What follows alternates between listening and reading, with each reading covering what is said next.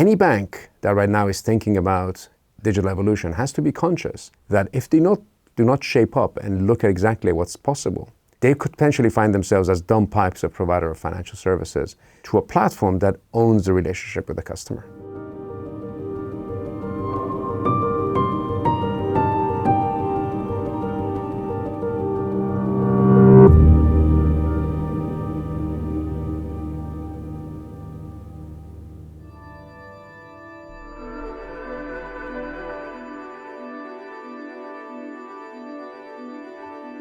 Many of us are familiar with Tower Records or the Virgin Megastore on the Champs-Élysées and so on. These are amazing stores that were created there to fulfill a need, which at the time was seen of selling music and selling entertainment. When iTunes came out, most of these stores responded by saying that customers don't actually want to buy just the music. They don't like the very transactional nature of iTunes. They like to come into the store and then flip through these amazing containers of vinyl and CDs and choose the one that's right for them. iTunes came about, and all of these stores within 5 years of iTunes started going bust. What happened there is that they dominated the industry, and the purpose of their business was that of selling, again, specific music. Then Spotify came, and Spotify said, well, actually, people don't even want to buy music, they want access to music. And they want to be able to listen to it whenever they want, on whatever device they choose. What this did, they completely upended the industry, and the music industry completely changed.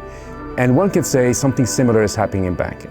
So if you accept the analogy that Tower Records is the equivalent of an incumbent bank, and if you accept that iTunes is the challenger bank, the big question we all have now, who is Spotify?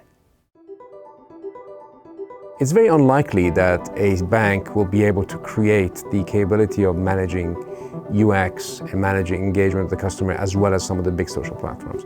But it's not unlikely that there is a smaller firm that is not one of these platforms that can complement what the bank is doing in helping them develop that proposition. So in my mind, what I think right now is happening is the opportunity that the banks need to take on, which is that of collaboration.